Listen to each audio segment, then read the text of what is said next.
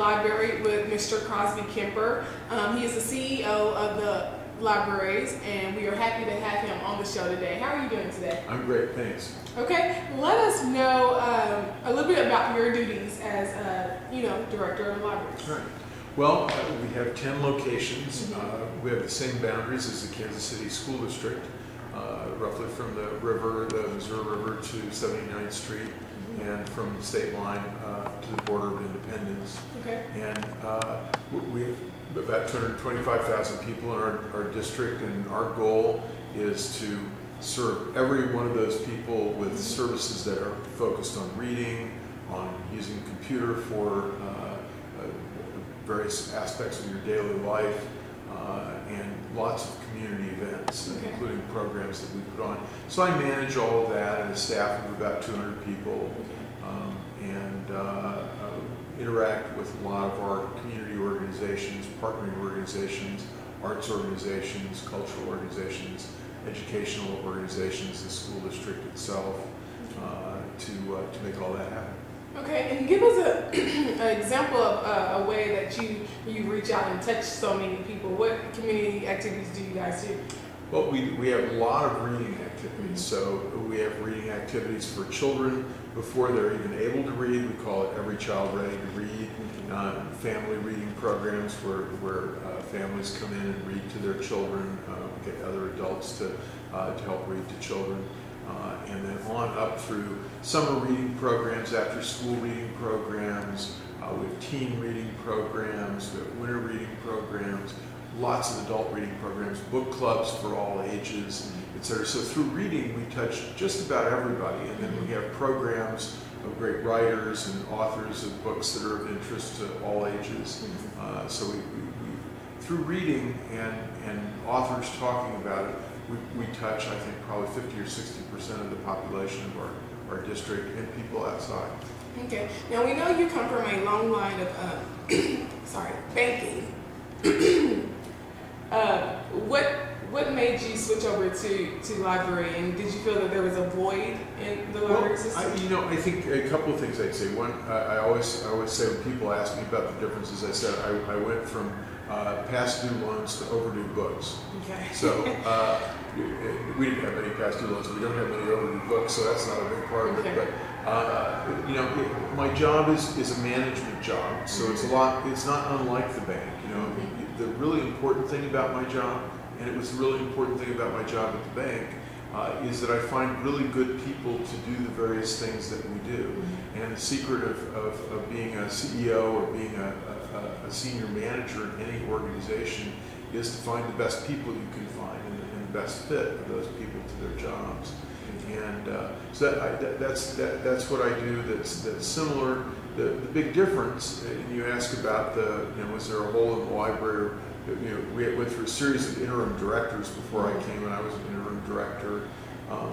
The library, I think, because it moved into this building, the Central Library building, the old First National Bank building, and the Plaza Library, the brand new library at the same time.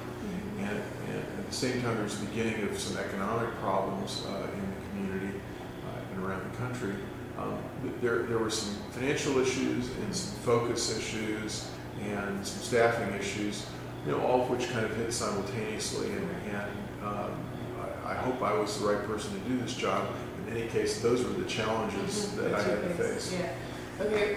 What is your role, your specific role in getting kids and adults to see the value of reading in education? Well, a lot of it is promoting reading and letting people know that from a number of points of view that it's important.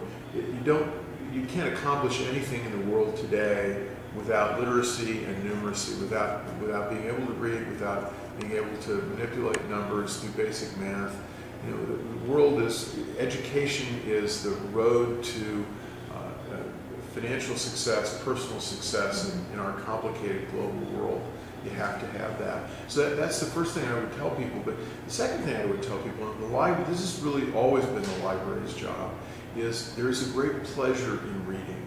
And in finding authors that you love, finding books that you love, topics that you are interested in, and that can develop you personally not just economically, not just in your career, but in your life as broadly conceived, is one of the great pleasures of life, and one of the things that really expands your horizons, makes you a better person, and a more complete person. And so teaching people that, or showing that to them, because we're not teaching really in the library, we're showing. And so we do that. And then I think there's another aspect to it, which is teaching kids, in particular, the heritage of the community and the larger community, Kansas City, the Kansas City metro area, the gateway to the West, but also the specific communities, the Croatian community, the African American community, Hispanic community, the various communities that came together in Kansas City to make the city what it is. You know, our Western heritage, our Southern heritage, the heritage of the trails being the jumping off point for the West, the various businesses, the cattle business, the food business, etc., that made this community. Teaching people about that, which gives them a sense of connection to the past, but also some ideas and aspirations for the future. Okay. Do you think that there is a direct correlation between sports and education? I do. I've always believed in the importance of athletics. It's a great discipline, and not just a physical discipline, but it is a mental and moral discipline as well. And you look at statistics and you know that athletes tend to do better in school than non-athletes, in part because they have the discipline. And we also know that kids today, partly because of the way schools are structured, partly because of all the media that are available to them, don't get outside enough. They don't get enough exercise. They don't get enough encounter with the natural world. They don't have a sense of their bodies as part of the ecology of the larger world. And athletics is really important in giving them an alternative to that, or in the case of outdoor team sports in particular, an actual engagement with it. So I think it's very important. We have lots of sports-related books. We do sports-related programming. We are increasingly looking for ways that we can take kids and through the reading or computer things that we do, the gaming things we do, move them outdoors, have an outdoor component to that, an athletic component, a walking component at least, and so we're very focused on that. All right, Mr. Kemper, how important do you think it is for local businesses to support the community and the athletic programs and things like that? It's very important, and one of the things that's happened in this country is we've become a spectator sport maniacs, and we celebrity oriented, and big time sports and college athletics in many cases like KU and MU become very big time sports, and it's really proto-professional. And one of the things that we've forgotten in all of that is the importance of amateur athletics, the importance of school athletes, the importance of ongoing lifetime commitment to athletics, to team sports, to sports as personal development. And one of the things that I think is really important about what you all are doing at Cascade Sports, what Carlos has always done, been focused on, is there's an ethic to this that has nothing to do with celebrity or big time sports or these huge contracts we see or the spectator sports. Nothing wrong with spectator sports, but it's what you're doing for yourself and for your team that's so important. It's building discipline. It's building your personal character. In Cascade Sports, these interviews and the various things that Carlos does are enormously important. It's the kind of thing the business community really ought to be focused on, because every larger organization, the library is like this. We're a team sport in essence. We're a team, and we're playing the same game over and over every day, and we have to work together. We have to learn to do that. We have to learn about personal development. We have to learn about discipline. Sports are a great way to do that in a way that everybody understands. It's a universal language. Sports is a universal language. And so it doesn't make any difference what your background is. You understand that and understand that about each other.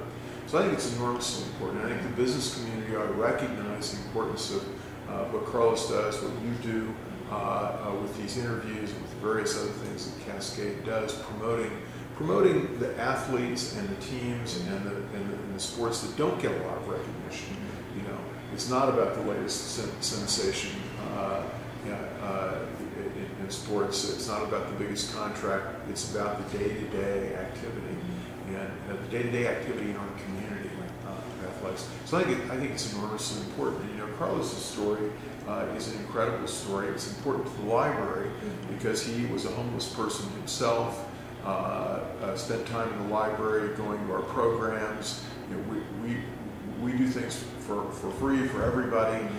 We're for the whole community, and we have, as he has learned and as he has promoted so well in what he does, respect for every individual, respect for the effort that every individual gives, and that's the library tries to represent those values in the community. And what Carlos has done, like what Alvin Sykes has done, the civil rights side of things, it's a tribute to the ethic that the library promotes as well. So we're behind him 100%. Okay, and you are very approachable, so I've heard, and even when I came in to talk to you, you were very polite and you talked to everyone. How important is that to have that kind of attitude in your line of work? Well, I think it's very important for a public librarian. You know, I because we serve the whole community, we literally serve every human being. We're probably one of the few places in the community, sporting events are another example, but there are very few, where everybody can come together and feel that they're welcome, that they're as important as anybody else. It's a level playing field. It's interesting that analogy, that metaphor, the level playing field, of course, is an athletic metaphor. And so, yeah, I think it's very important. But I will tell you this. I think it's important for all of us to act that way. I believe, I'm a Christian, and I believe that Muslims and Jews in particular, there's a sort of monotheistic religion ethic coming from the Middle East that is about this, is that everyone is equal in the sight of God, and that ought to be everyone is equal in the sight of anybody who, from any of those religions, certainly are kind of basic humanity. We're all equal. And there's something that's morally equivalent in every human being's soul. And so, good ethic for a librarian, a good ethic for a coach, an important ethic for all of us. Okay. So what's next for the Kansas City libraries? Is there any projects coming up? Well, we have our big project relates to what we're just talking about. It's called the Community of Readers, and we think we reach probably 50% of the population on an average year with our reading programs, and some of them we just touch in a general, tangential way. We want to deepen the reading, all the reading lives in our community. We want everybody to be a reader. We want everybody to experience the joy and the pleasure of reading. We want everybody to have the usefulness that comes from being a literate human being, and that utility. And most of all, we want the whole community to aspire to be a reading community, a literate community, an educated community. And I took a tour of the Hong Kong and Singapore libraries a few years ago. We went to see them because they were supposed to be the most technologically advanced, which they were. But the thing that really impressed me, and those are two of the most educated and most dynamic communities in the world today, the thing that impressed me about the libraries is not the technology, which was great. It was that everybody, all backgrounds, all ages, from Hong Kong and Singapore were in that library, huge use of the library, and they were all reading. They were all reading. And there was something aspirational about that for the whole community. The community of readers is a community of leaders. And all right, this concludes this segment of Coach's Corner. We're happy to have Mr. Crosby Kemper on the show today. We think we got a great interview today. We'll be looking forward to spending more time in the libraries and, bringing our friends with us too. Just remember, the victory we call success goes to the best prepared.